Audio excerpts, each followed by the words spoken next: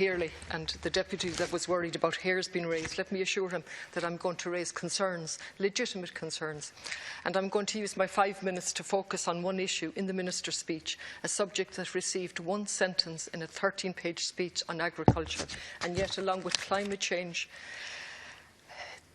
poses the most significant threat to agriculture and fisheries, and that is the transatlantic trade and investment partnership that has been referred to many times. And I invite the TDs on my right to read it.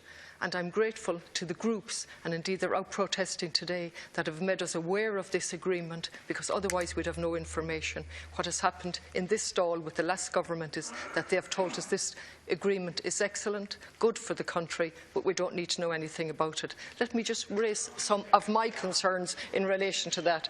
It has been conducted in absolute secrecy up to now. If you're happy with that type of secrecy, fair play to you.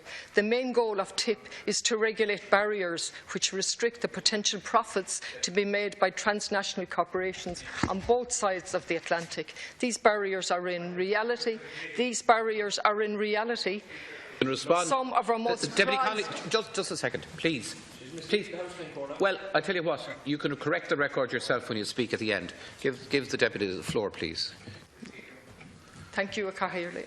These barriers are in reality, given that most tariffs between the EU and the USA are already at minimum levels. Some of our most prized social standards and environmental regulations, such as labour rights, food safety rules and the regulation of the use of toxic chemicals. In addition to this deregulation agenda, the TTIP also seeks to create new markets by opening up public services and government procurement contracts to competition from transnational corporations. Most worryingly of all to me, the TTIP seeks to grant foreign investors a new right to sue sovereign governments directly before ad hoc arbitration tribunals for the loss of profits resulting from public policy decisions. Indeed, the investor-state dispute settlement elevates transnational capital to a status virtually equivalent to that of a sovereign state and threatens to undermine the most basic principles of democracy in the EU.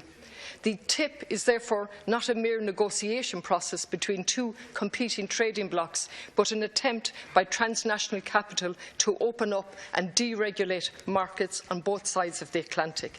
The treaty is being negotiated under the conditions of the strictest secrecy since 2013.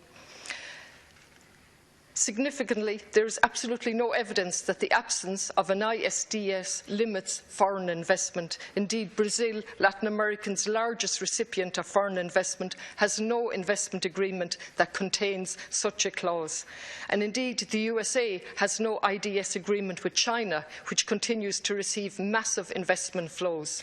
In my opinion, the path to recovery does not lie through more deregulation and the lowering of social and environmental standards. Indeed, even the risk assessment carried out by the Centre for Economic Policy Research and financed by the EU Commission itself claims a benefit for this of €119 billion a year. However, at the same time, it goes on to reveal that such gains, if they exist, would only be felt in 2027 and only if a comprehensive agreement is reached, something that is not realistic. The report commissioned by the Commission also confirms that the TTIP is likely to bring prolonged and substantial dislocation to the EU workforce. Indeed, in recognition of this, the Commission has advised countries to draw on structural funds to make up for what will happen. The most serious implications and dangers of TTIP, in my opinion, I have mentioned the dispute mechanism. It will also reduce the standards in relation to food imports. The US government itself has explicitly used the TTIP negotiations to target EU regulations that block American food imports. These regulations rely on the precautionary principle that has been mentioned by many deputies, and I don't need to repeat it, but the American negotiators seek to reverse that precautionary principle. The TTIP will lead to the downgrading of any labour standards identified as barriers to trade, such as collective labour agreements, which could be seen as challenging restrictions on the business model.